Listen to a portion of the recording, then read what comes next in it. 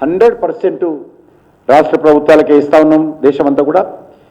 ఇది కూడా మన జైరాబాద్లో ఈ బిల్డింగ్ ఇన్ఫ్రాస్ట్రక్చర్ కోసం 1695 క్రోర్స్ బిల్డింగ్ మరి దానికోసం మనం ఖర్చు పెడతా ఉన్నాం. అదే కాకుండా ఈ వరల్డ్ క్లాస్ ఇండస్ట్రియల్ సిటీగా ఏర్పాటు చేయాలా అనేటువంటి కాన్సెప్ట్ తోటి ముందుకెళ్తా ఉన్నాం. ఎందుకంటే మనకు హైదరాబాద్ తర్వాత అతిపెద్ద నగరము మరి వరంగల్ నగరము. ఇది ఒక సాధారణ నగరమే కాకుండా మన భారతీయ సంస్కృతికి, భారతీయ కళలకు, మన చరిత్రకు అద్దం పట్టేటువంటి అద్భుతమైనటువంటి నగరము. ఆ నగరంలో మరి ఈ యొక్క ప్రాజెక్ట్ వస్తున్నది.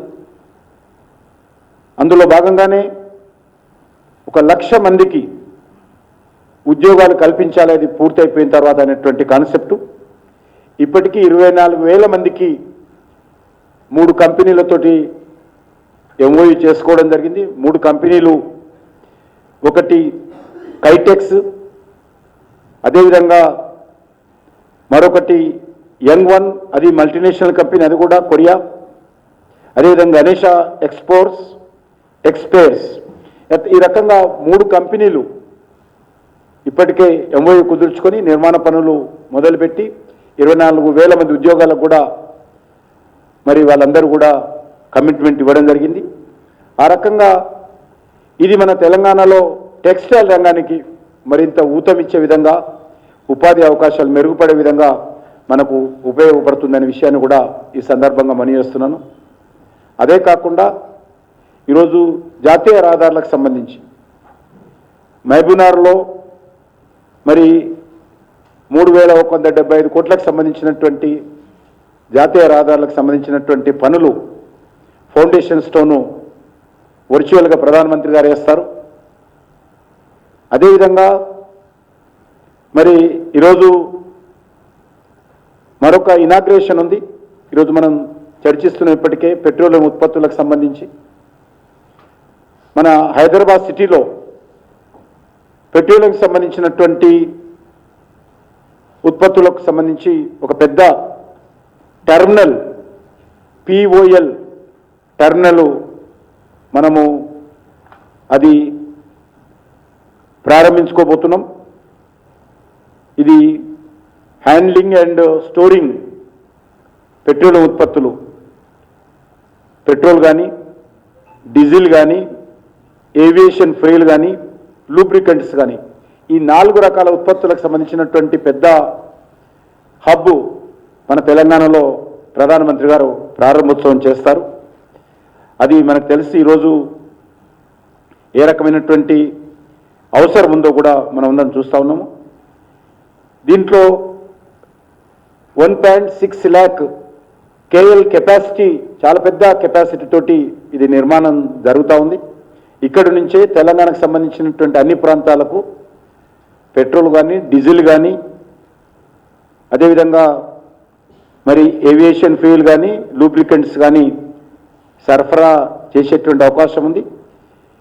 ఇది పూర్తిగా మన మల్కాపూర్ యాదాద్రి దగ్గర యాదాద్రి భువనగిరి జిల్లాకు సంబంధించినటువంటి మల్కాపూర్ గ్రామంలో ఇది నిర్మాణం జరిగింది.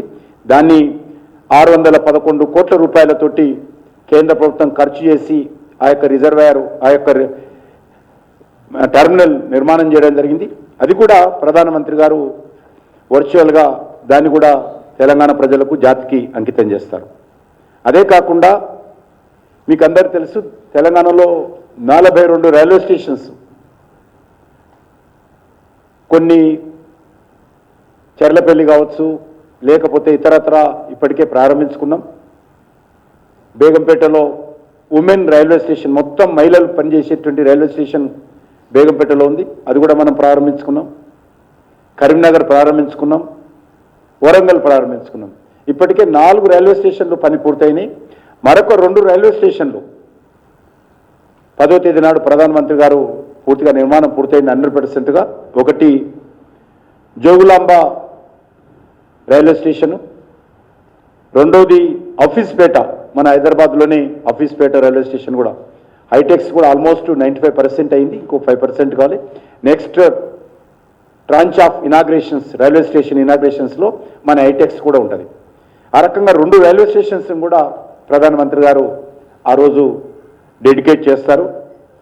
ఇదే కాకుండా రైల్వేకి సంబంధించినటువంటి పనులు 4 రకాల యాక్టివిటీస్ని కూడా వారు మరి డెడికేషన్ చేయనున్నారు. ఒకటి కాజీపేట నుంచి విజయవాడ వరకు ట్రిప్లింగ్ పూర్తయిపోయింది.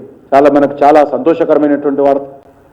ఇప్పటి వరకు డబల్ లైనే ఉండేది, ఇప్పుడు 3వ లైన్ కూడా హైదరాబాద్ టు విజయవాడ పూర్తయింది, మన కాజీపేట టు విజయవాడ పూర్తయింది.